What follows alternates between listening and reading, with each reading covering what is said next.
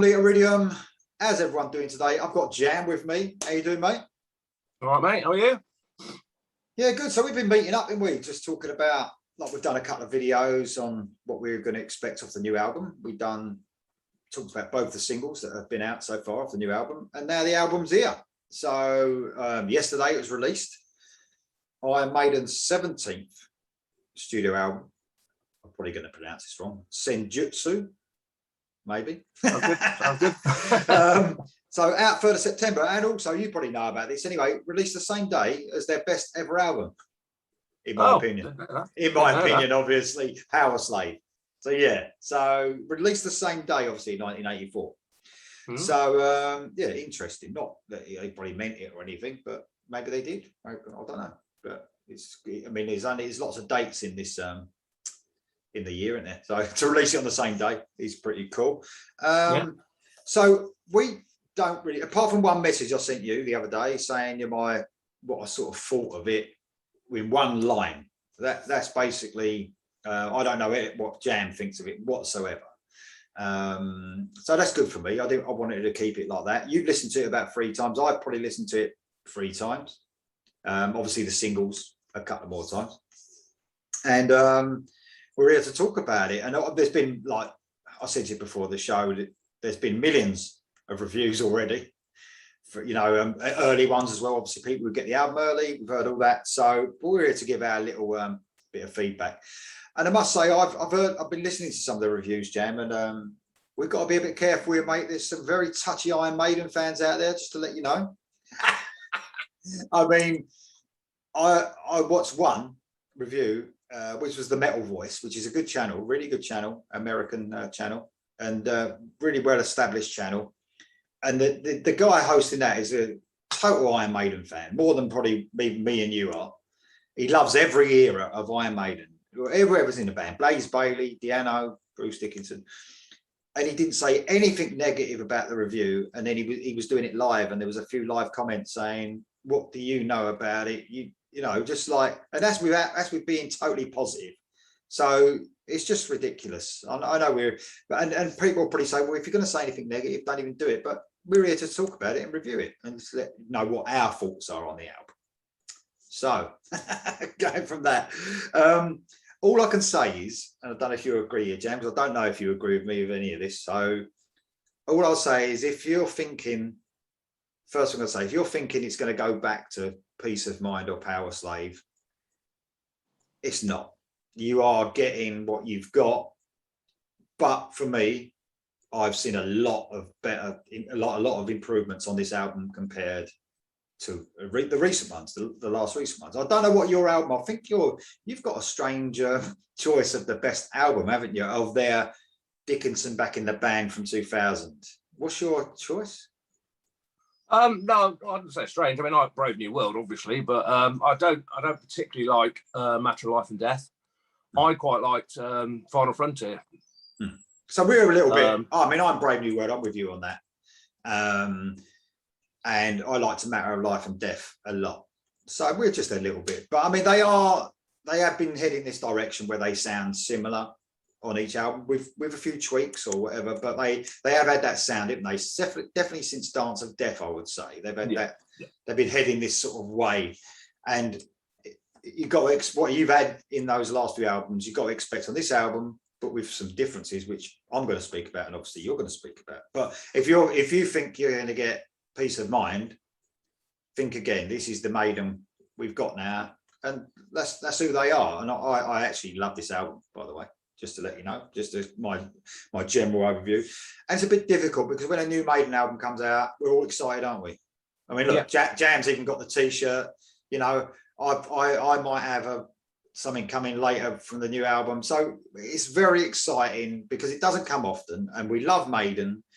And I tend to get really excited. And every time I hear the new album, it's the best thing, not the best thing they've ever done, but I absolutely love it. Then over time, I start to see some things I think, that could have been better, that could have been better, like we do with all music. But I've been a bit careful with that, thinking that I've had that in the back of my head, thinking, right, don't get too excited, Lee. Listen to it for what it is and sort of comparing it. Is it better? Is it worse? Is it what's better? So I've had that in the back of my head, but it's hard, isn't it, when something new comes out to keep the excitement in check, if you know what I mean. So just going to you then, mate. Before we'll go track by track, but what's your feeling on the album? Yeah, I like it. I really like it. I think I absolutely love the album cover. I think we discussed it already. I think it's the best album cover they've done, maybe ever. I don't know.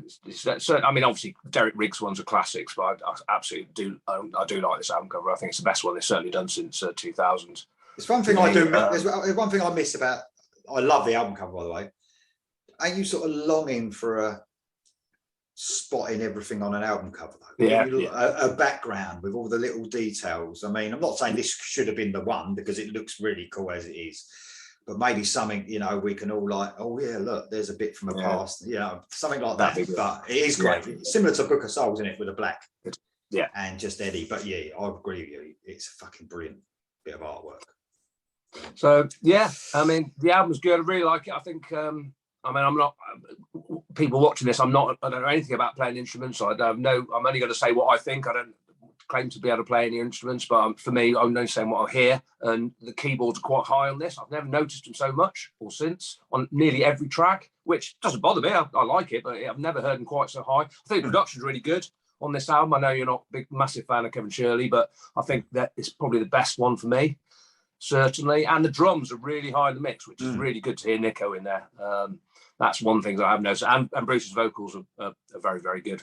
Obviously we're going to be a bit worried, but I think they're really strong on this album. So I totally agree with the keyboard thing you said, and it's almost for atmosphere or epicness. It's not like, I mean, it's not up front like it was in the guitar synths sometimes in Somewhere in Time, and then when they did the next album, the concept album, Seventh Son. It's not like that where it's in your face. They're very for effect, and I actually love it. I think it's a great thing to do. Obviously, we're getting huge instrumental sections. I mean, God knows how many fucking guitar solos there are on this album, but there's loads. And as far as looking at the guitar solos themselves or getting hooked in, it's going to take a lot of time. I think it's like there's so many. When you hear them, you think, oh, they're good. But you remember, we always speak, don't we, of spending, when we had, for instance, when I've got Power Slave, within a year, because I'd had it constantly on the turntable, because it's probably all I could afford, it was just every little nuance, every little note I knew off by heart. I could literally, go out for the day and sing the whole album in my head. Note by night, guitar solo, everything. But it's a bit different now, isn't it? Because we get so much music to listen to, it's hard to get them ingrained on your brain. So whether they're as melodic or whether it's because you don't spend as much time on the album, because man, this is an album that's come out, and how many releases as good releases there have been so far this year? There's loads.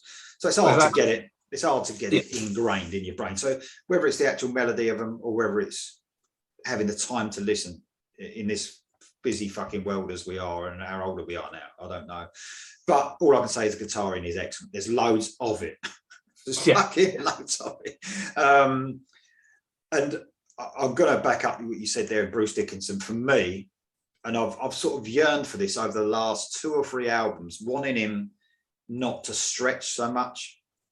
And I think he does it perfectly on this. I think he sort of like, he's got so much control, and I think he's maybe been listening to himself on the past few albums. And look, before anyone has a go and said he had throat cancer, I know that, I know that.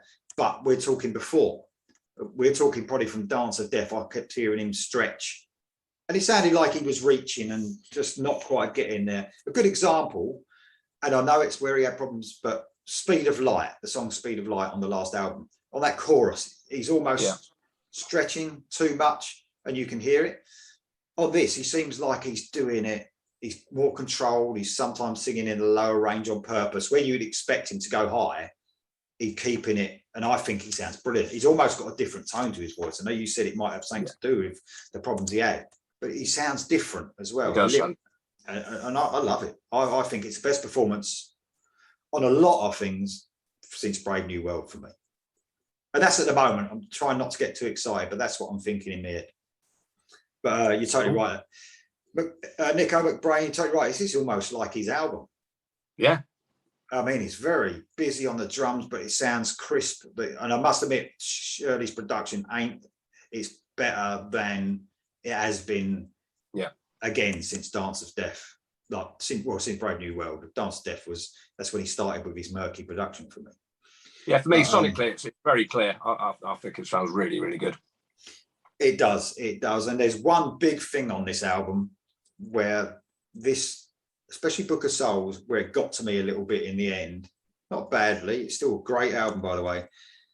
But I said to you, didn't I? They're not repeating choruses like they was on these first two singles, and it's exactly what happens all the way through the album. I can't remember a time when they was, for the greater good of God, but 8 times. There was nothing like that. There's no repeating choruses. So it's like their songwriting is all of a sudden, maybe they've looked at themselves and thought, we need to improve. I don't know, because if you're as good as they are, they need to look at themselves, don't they? Yeah. But I love it. I do love the album, I've got to admit. There's some, obviously, we're going to go through the tracks. There's some that are better than others. There's some, that just happens, So are we going to name favourites and least favourites afterwards, or do you want to talk about that when we get to them? I mean, I've sort of scored. Right, I didn't bother scoring, no, I'm not probably not even going to mention the scoring, but just to give me an idea of the strongest tracks in myself. Although I've listened to it 3 times, I've got to know the strongest tracks. But I have so if I've given them a bigger score, I know that that's one of my favourites. It's just to me to look at. That's all it is, mate. And we can, if you want, how we feel about the album so far, where we put it in the catalogue. It might be a bit of a guess at the end or whatever, but how we feel about it, I suppose. But there's a lot to talk about. We won't go obviously through each album, but where you rate it, near the top, middle, bottom, whatever. So we both like it. That's a good start, isn't it? Yeah, great start. Yeah. So and it's got really positive reviews as well across the board. Obviously, there's a lot of Maiden fans out there that are, yet again, expecting, I don't know what they expect, but expecting "Hallowed Be Thy Name" or whatever for songs like that. It's just a different world now for them. Oh, that was fun. A different world. That was a good one. Yeah. Didn't actually mean that, but they've changed. They developed into something else now, haven't they? Yeah. So if you do like the stuff that's happened since Brave New World, you're going to love it, I think, because it's tightened it all up, in my opinion. Okay, mate. Anything else before we just talk about each track? No, I think that's it. We'll cover more when we get through it, won't we? So okay, mate. I'll let you lead if you want on each track, and then I'll chip in. So okay, yeah, right. Go on then, mate. Well, bear with me on my notes. I just sort of scribbled some stuff. Well, typed some stuff down. But right, we'll start the opening track, which is Senjutsu.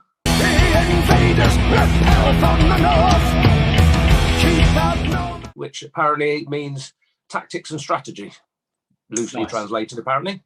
Anyway, right, it's got a menacing opening, I've written down, and then it leads in with the drums, which is quite good. But this one hasn't got a gallop, and it's got some cool guitar tones on it, but it's more like, it really reminds me of the intro to Final Frontier, the sort of Satellite 15. And it sort of reminds me of that. I wouldn't say it's not a song, but it doesn't have the gallop of a normal Maiden song. It sort of builds and builds and sort of has a tribal beat almost to it. And then obviously when it finishes, it kicks into Stratego, which is almost like going into El Dorado. So it's got that definite feel of it. I'm unsure on this track. I don't know if I like it or not. I wouldn't have opened the album with it, but then if I wasn't going to open the album with it, I don't know if I would have put it on the album, if you know what I mean. It doesn't seem to fit anywhere else, I suppose, apart from the start, but I would have opened the album with Stratego. So that's my opinion. It's the only track I'm sort of unsure on. I'm totally with you on where it should be on the album. I really do think it's the only place for it because it sounds like an intro, just like you said. Yeah. But in the context, I was thinking about this, in the context of it, you're right, it doesn't really get going. There's tribal drumming in all the verses. It never gets going fully. I suppose through the choruses, it slightly is doing a normal beat, and then it goes back to the tribal. So it never builds and builds into something. It keeps at that same level for 8 minutes and 20 seconds. Yeah. But then I was thinking, well, in the context of this album is 82 minutes long. So if you think about it, an hour and 20-minute album, to have an 8-minute intro type song is probably not, it's probably the right thing, because it's just 8 minutes is nothing compared to an hour and 20 minutes. So it's like, it sort of fits in a way. This song is one of the ones that's really grown on me. And I was like you at first. I was thinking, is it going to get going? Is it going to, but it kept going back to that tribal bit, which I loved. And the chorus really got me in the end. I think it hooked me in the chorus. And in the end, I could sort of understand how an 8-minute intro does fit on an hour and 20-minute album. So, but I really like it. I'm not saying it's my best song on the album. But you're right. If you put this in the middle or second or on the end, it'll be like, it's definitely the best place to put it if you're going to have it on the album, for sure. Yeah. It's like a big intro song to let anyone know. I know everyone's probably heard the album now, but to let everyone know what it is, it's like a massive intro. But it's a great song. I love it. So that was Adrian Smith penned, by the way, just to let, I've got them written down here just to let anyone know. Right, okay, yeah, I haven't got that, so that's cool. That's all right, that's cool. So next one is obviously the single. We've spoken about this. This is Stratego.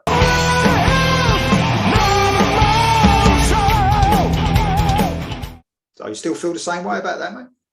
Absolutely love this song. It's grown on me even more than when I first heard it. And it's I'm surprised they don't have this as the lead-off single, actually. I think it's probably one of the most catchy on there. Maybe it's probably because I've heard it more times. I don't know. I've obviously only heard the full album 3 times. I've heard some of my favourite songs, new favourite songs, a couple more. I won't mention them yet. But I've heard this a lot. Same with Writing on the Wall. And I love it. I think it's just an excellent song. And don't think say any more about that. I'll tell you what as well, though. Once you come out of Senjutsu, it really enhances the gallop, doesn't it? Yeah. It's like, yeah. You know what I mean? It's like when we first heard it, we thought, it's a good gallop. But when you hear it after that tribal type song. It's same as what El Dorado was. I say it goes into that, and then it kicks in. Yeah, it's perfect. Perfect. Great song.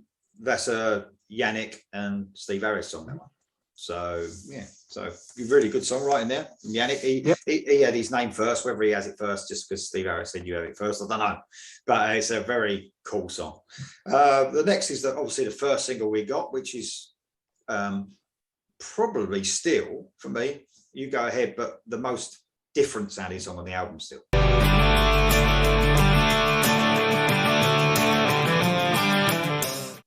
Yeah. I mean, I was really shocked when we first heard it, the intro bits to it. I thought, what's this? Is that actually Maiden? When I saw the video, I thought it was just an intro to the song or something. But no, I mean, it's grown on me and it's still brilliant. It's one of them earworms. As soon as I heard it, I couldn't stop singing the chorus, which is, say, we're talking about the choruses. This is probably one of the only ones that's got a big chorus, if you like. They do say a few times, but not overly so. But it just no. And it's another one that I absolutely love. This song. It's you can't judge these two. For me, I can't judge these two against the rest of the album tracks. I haven't heard them enough. Yeah. These two stand out at the moment, obviously, because I've heard them so many times. They're definitely different from Maiden, and like that southern sort of spaghetti western type sound on it as well, which is different. I mean, when that riff kicks in, just leading into the full proper, I think, fucking hell, that does get you now. It really does. So yeah, we both love that one. So next, Lost in a Lost World, mate.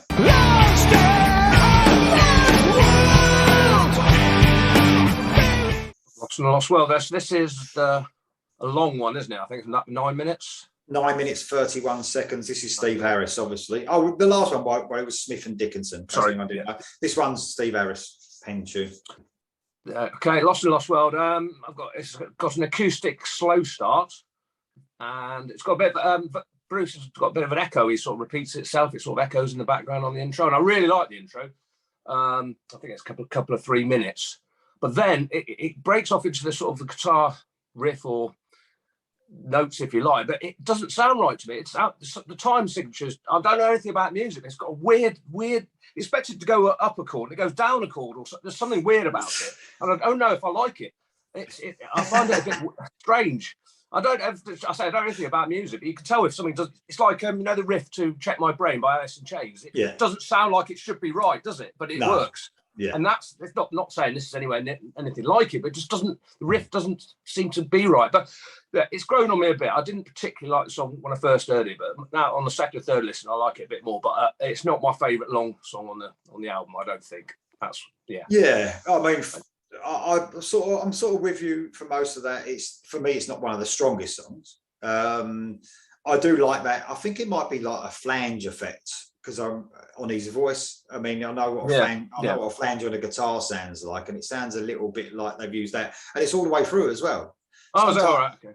I think they used the flange effect. They might have dropped it in the chorus, but definitely sometimes that sort of effect is only used in it at the beginning, but they literally, I think it's used all the way through.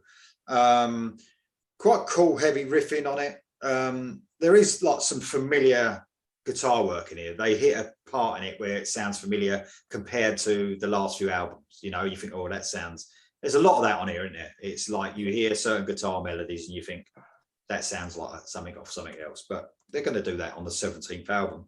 I like the chorus. I think it's pretty cool. It's got the familiar parts for me are like the folky. They got a bit of that folky melody part, which I've been doing fucking hell, probably since the Blaze Bayley era.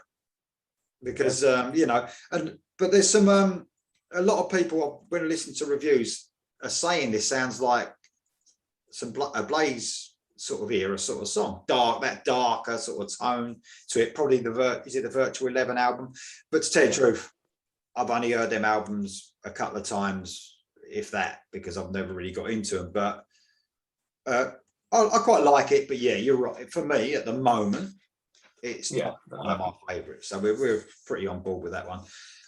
Next one, mate, is Days of Future Past, the 5th song.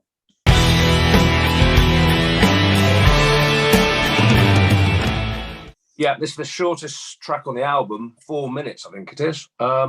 Weirdly, it doesn't seem 4 minutes. It does seem like it's a bit more epic than 4 minutes. It's a lot fast. It's probably a faster song. It's not speed of light fast, and it's got a pretty cool short intro, and then a pretty cool guitar riff kicks in. I quite like it. I think the chorus could be better, if I'm honest.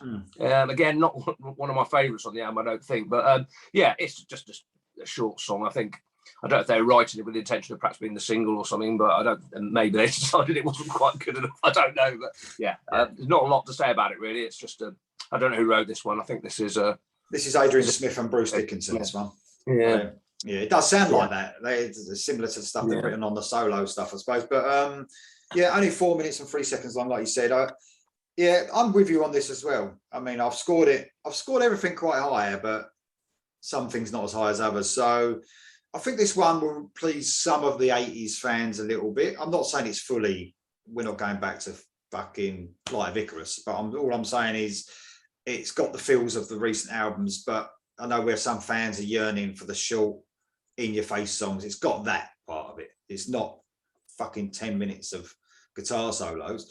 Quite upbeat, riffy. Again, and you've mentioned this in every song, what I've written down on here, the keys are great. In the chorus, again, you can hear those keys. And they're like touches, aren't they? Like, you can hear them touching the keys, which are pretty cool. Bruce is singing with that higher sort of register on the chorus here. But he does, like I said at the beginning, he keeps it at a level where he's not stretching, which is all the way through it. I think he's done a brilliant job on this, Bruce Dickinson. It sounds absolutely fantastic.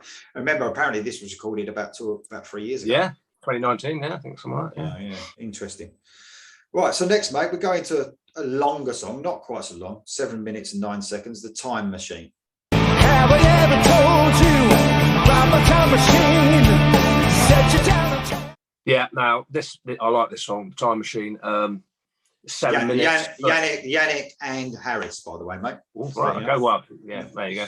It's 7 minutes, but it feels like a longer song because it's got like an epic start, an epic end. It's a very slow acoustic intro, and then it kicks into the verse. The verse structure is a bit different for Iron Maiden. I've never heard them sing anything like that. It's a bit, but I like it. Don't get me wrong. I've not heard it before, and it's really, really good. And then a really good guitar harmony comes in halfway through, and it's just a well-structured song. It's got that epic feel, so it's got a great intro, good middle, a good end, and a good chorus. And it's probably one of my favourites on the album. I really like it, Time Machine.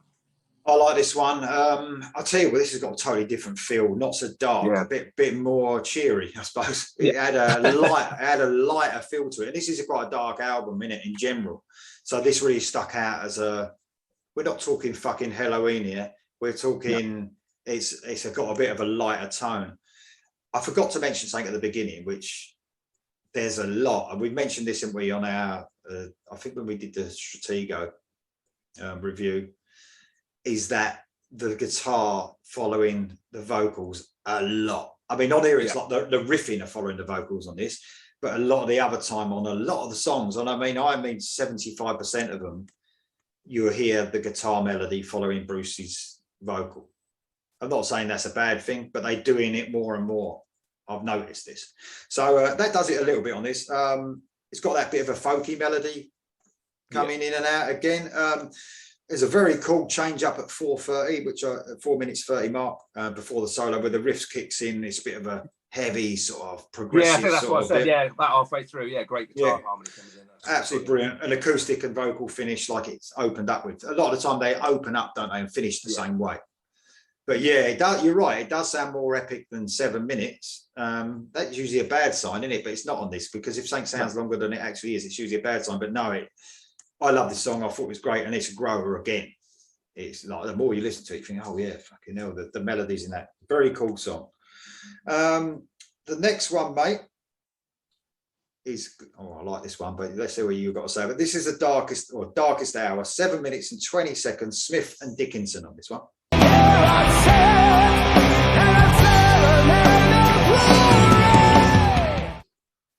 Right. This song opens and closes with the sound of waves crashing on a beach. It's like it makes me think of walking the dog. This one, that's what I fucking do. It's a slow. Is it a ballad? Yes. Yeah. I think it is.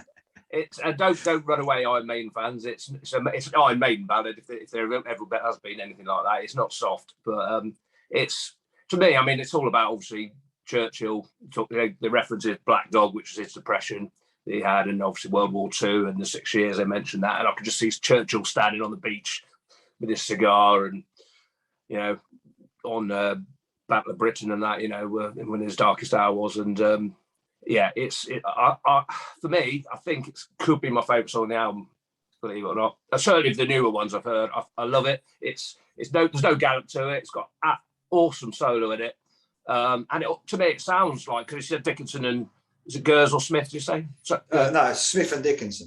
Smith and Dickinson. Yeah, to me it could be on. It's got that sort of Tears of a Dragon, Bruce Dickinson solo feel to it. To me, that's a good thing, and I think it's certainly different from Maiden, and I think it's brilliant. I think it probably is my definitely favourite album, song on the album of the newer ones, maybe on the whole album. I think, like when you asked if it is a ballad, I mean, it doesn't have to be love to be about a ballad. Obviously, it's definitely a ballad, and it's a war ballad, if you like you said about Churchill and all that. But I've marked one other song as high as this, but this is the highest mark I've given a song. So I'm totally with you again. And it does give you that. I'm not saying it's like Wasting Love, but that's probably the only other ballad that sort of Maiden have done, and it's got that feel to it, that sort of feel, the power when it goes into the chorus. An excellent track. I love the sort of, it's a really weird on the chorus. I don't know if you've noticed this, and I know you say you don't know a lot about music, but you might have noticed this. On the second half of the chorus, there's like they do something with the guitars where it's like it goes down, it sort of does a descending riff. So when you listen to it next time, on the second half, it really makes it sound sort of sad. It's sort of like a descending riffs going on, and it just got me straight away. And I thought, what an excellent touch that is. When you listen to it again, mate, have a listen to them descending riffs, and it does it every time on the second half of the chorus. A great track, and I've heard a lot of good things about that track. I definitely agree on that. Right, mate. So we move into the epic.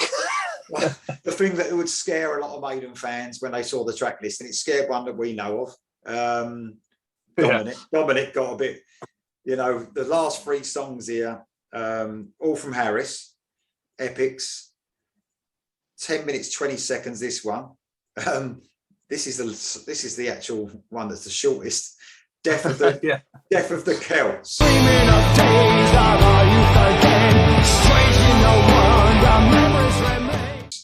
So Okay. or as a lot of people I've been reading on reviews, they say Celts, but it's definitely Celts? It's definitely Celts. But there you go. So go on, then, mate. What do you think about this one?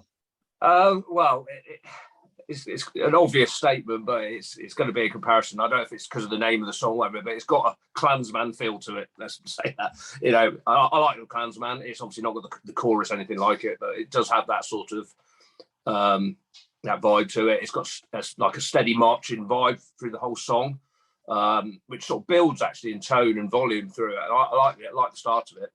And then it hits a faster pace about 5 minutes into the song.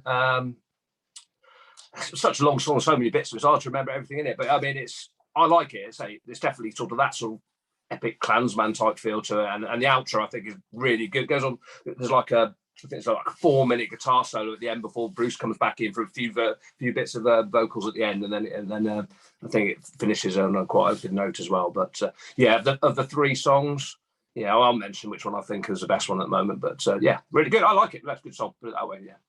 Well, I mean, this. If ever you knew what this song was going to sound like by the title, yeah, you know what I mean, because they've got that feel anyway, that Celtic sort of sound that, you know, haven't they? They're folky sort of. That whatever you thought of the title is what you expect, and you got it. It's without a doubt the most Celtic sort of sounding folky song on it. And they've been doing that, like I said, for a long time anyway. And also, you said about like the long guitar solo before Bruce comes back in. They've been doing that since 1983. You know, Where Eagles Dare. He sings at the beginning. It's a fucking long musical passage. Then he sings at the end. It's happened for years and years and years now. Whether it's done in a different way now is a different matter. But yeah, I like this one. It's got such a familiar sound to the recent albums. It's unbelievable. Even though they've ramped up that Celtic feeling even more, it's definitely, I do like it. And I won't tell you which one is my favourite out of the 3 either. We'll maybe leave that till the end. Then we move on to the longest song on the album, the second of the Parchment.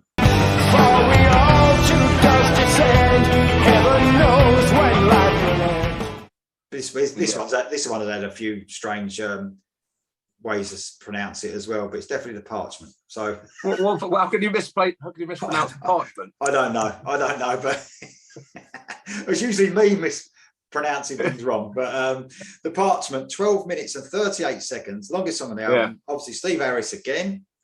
What do you reckon, then, man? Yeah, I've got some notes here. It's got a different intro. It wasn't quite not something we've heard before. It's I can't quite place how I've just written different intros. So I think it's got a bit of a strange riff, hasn't it? I think on it. It's got an Egyptian sound, a bit like Middle Eastern. That makes sense. That sort of not the same sort of song, but that power slave feel where it felt like it took you to the Egyptian times or whatever. So that's how it feels. So it made me feel anyway. So yeah, it's a mid-paced song. I think I like this. I like the second half better of it. I think it reminds me. I think it goes into like an epic passage, as obviously all these songs will do. It reminds me a bit of probably because heavy on the keyboards, Sign of the Cross, the Blaze from the Blaze area, and sort of the Seventh Son title track. That sort of, the epic sort of do that sort of stuff in the middle of it. And then the great harmony comes in on the 7-minute mark. Which is really good, and then I think it speeds up, goes quite fast in the last 3 minutes of the song, which this is a good outro. So, yes, it's got that epic. Well, every song's gonna be epic at this stage, but it's definitely got that Sign of the Cross, Seventh Son feel without sounding like those songs, if you know what I mean. So, I mean, for me, I like it. I thought this out of the 3 songs probably done the most repeating, if you like. I don't mean a chorus. I mean where they could have maybe shortened it quite a bit, and the guitar solos and everything didn't need to go on quite so long. I think this is the one. I actually, the other 2, I think that they were the right length. So even though they're long, they didn't make me feel like they were long. I think this one feels like 12 minutes and 38 seconds. It does feel long, and some of the things, that's been a problem for some of the songs in the past 3 albums, is that you think it could still be as good, if better, if they just chopped a little bit off you know, of some bits. I think this is one of those. Although I like it, I love them Eastern melodies, and that's what I love in metal music. Actually, it's got a slow gallop, and again the guitar following the vocals, like we've mentioned before. But no, that's the second of the epics, and then we close with Hell on Earth.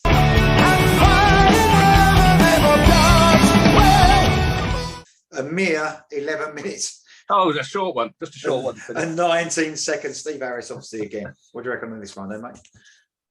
Right, yes, got a very slow intro, really heavy on the keyboards and the bass in the intro to this one. And then, surprisingly, I was expecting a bit of a longer build-up. And then on the 2-minute mark, it suddenly kicks into a gallop, which I wasn't quite expecting. Sort of took me aback because it doesn't sort of lead to that riff, if you like. It suddenly just starts. And then obviously it goes into a bit of a gallop, and it's I think it's a full 3.5 minutes before we get any of Bruce singing at all. And I think this might be the heaviest song on the album, possibly. Pretty heavy. It's I like it a lot. Great solo at the end, and I guess the heaviest part of the song is probably the end of it. And now we're at the end. I might as well say I think it's probably my favourite of the three. This or Death of the Celts. I think this one is probably my favourite, actually. I don't know. It's a good closure of an album, I think. If the Parchment had been last, I would have been perhaps a little bit disappointed. As I said, I don't think it's not my favourite of the three, so I think it's a good one to finish the album on. But I would have spread out the 3 long songs if I was placing the album, perhaps not have 3, because it does put you off a little bit, doesn't it, when you've got 30 minutes of an album to listen to. You've got 3 songs left. But no, it's a good closer. It's probably the right one, but I perhaps would have put the Parchment and spread them out a bit in the track listing. Well, we agree. Like, it seems like we've agreed on a lot. And he's my favourite. We haven't colluded, have we? No. He's my favourite as well. So, like you said, that it did make me jump. Actually, the first time I heard it after the 2-minute mark, and I think that was the idea when it was like you were settling down. You're settling down, thinking, "Oh yeah, this is gonna go," and then all of a sudden, bang it, you know. And that's a good thing for for Kevin Shirley and all, because sometimes I think the production's a bit flat, and that wouldn't have maybe worked in the past albums where it didn't hit you as much, because I think his production was a bit flat, but pretty good on this. Then obviously a gallop, which is cool. The guitar, again, following the vocal lines. Don't let that put you off. I think it's quite cool. I don't think they need to do it so much, but it's just something they do. It's just, I don't know why. They've got 3 fucking guitars. Work out what to do with each one. So I'll put down here, my favourite of the last 3 epics. I feel like this one had me guessing more about what was going to happen next than the other 2. Although I love Death of the Celts, I thought I was expecting that folky bit and the length of them to go on. You was thinking, oh yeah, this is going to go on for a little while, and it sort of did what you would expect. This one had me guessing of what was going to. I suppose you could say it's more progressive in that nature, where it kept you guessing a little bit. Some really cool guitar work, and I mean, I've listened to it once with my headphones on, and really cool things happening, flicking from ear to ear on some of the effects. Yeah, I noticed that. Yeah, really cool. And it has more tempo changes probably than the other 3 songs, which, like I said, the progressive nature of it, I suppose. I think they definitely saved the best one to last. Like I said, the best epic, and I agree with you on the track listing. That could put some people off alone. I don't know. Maiden fans, it's not. If they like, if they like the last 3 albums, they don't give a fuck. And it uses as well. It came in and out of like quiet and loud quite a bit. That's what I liked about this. It was an really interesting epic song. So that's how they should be. Plus 10 minutes, they should always be interesting to listen to. Not. They just take you on a journey, don't they? Definitely. Mate, we've actually gone through it quite a lot quicker than the actual album itself. Not difficult. No. So, I mean, I like it. Let's talk quickly about, we spoke about Bruce and about what a great vocal performance. I don't know if you noticed, when I was mentioning everyone who's written these songs, this is the first time for years and years, I can't remember last time Murray hasn't done any songwriting whatsoever. I did read that, yeah.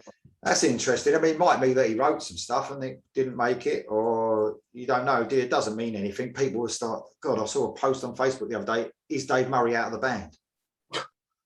Because he didn't write a fucking song. I mean, oh God.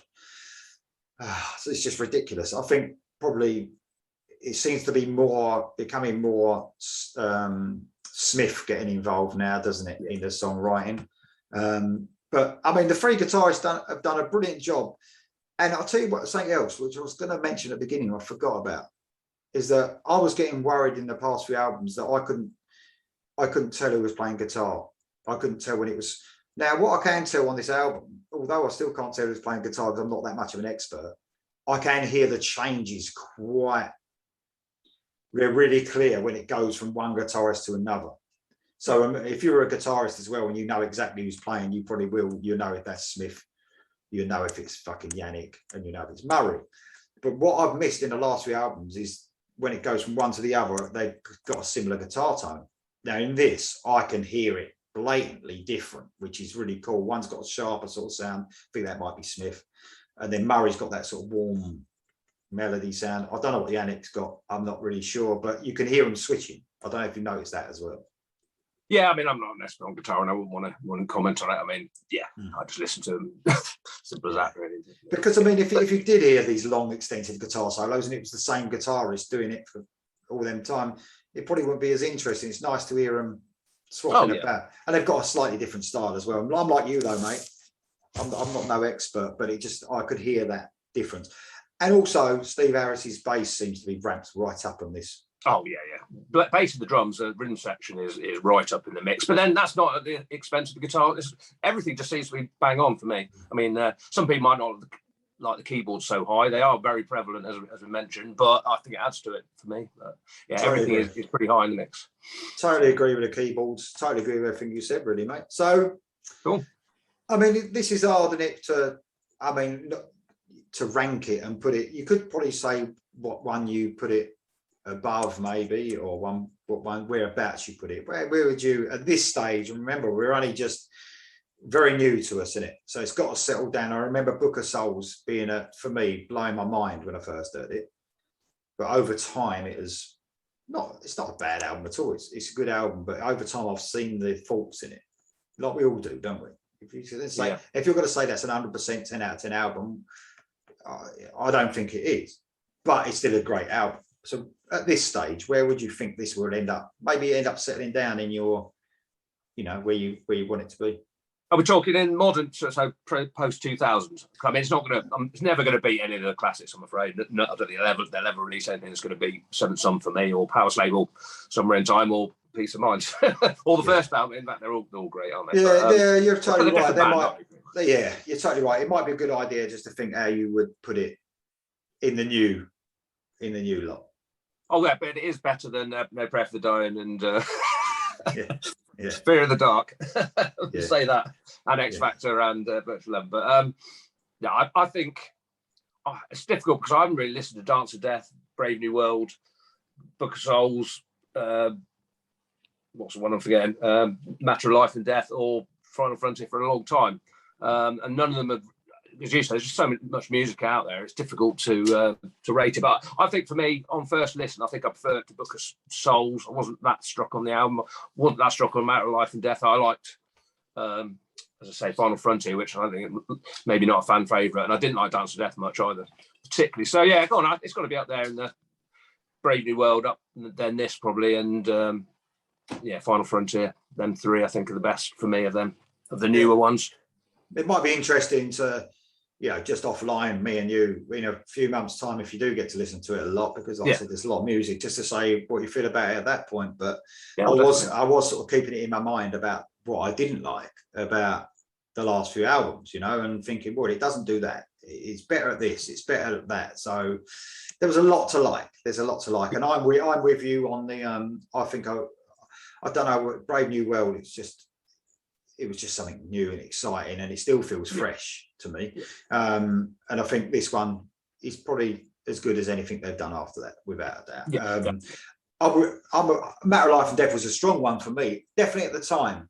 But even now, I that comes on probably on the shuffle in my car, and they all sound quite similar. Those last four albums, if a little bit of music came on out of any of them albums, it might take you a little bit of time to figure out which one it was. They sound very similar.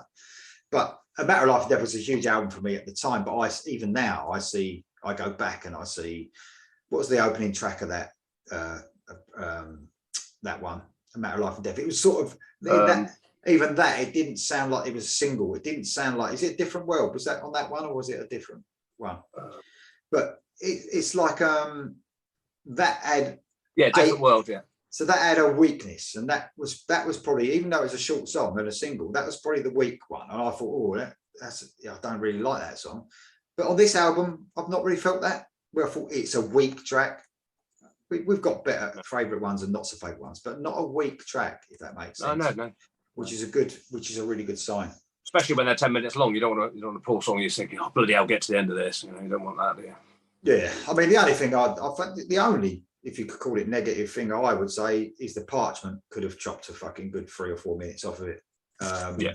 And some of the others are not so much of a favourite as the others, but that's obvious. That's on every album. Yeah. Oh yeah. So, anything else, mate, before we go, you want to mention about the album? No. I think if anybody wants to dip in, certainly the singles was where to start, and check out Darkest Hour, which is a bit different from Maiden. And I think we'd probably possibly agree, it's one of the best tracks on there, and it's a ballad. Yeah. Well, I've noticed that Maiden have put everything officially on YouTube now.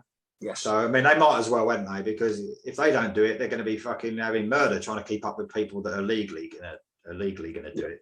So I mean, I did notice there was the actual album was put up a few days ago on YouTube and it got taken down, which is a good thing. But they've got it up there officially now. So if you're unsure, you can always just go and listen, can't you? That's the thing about music these days, if you're unsure. Exactly.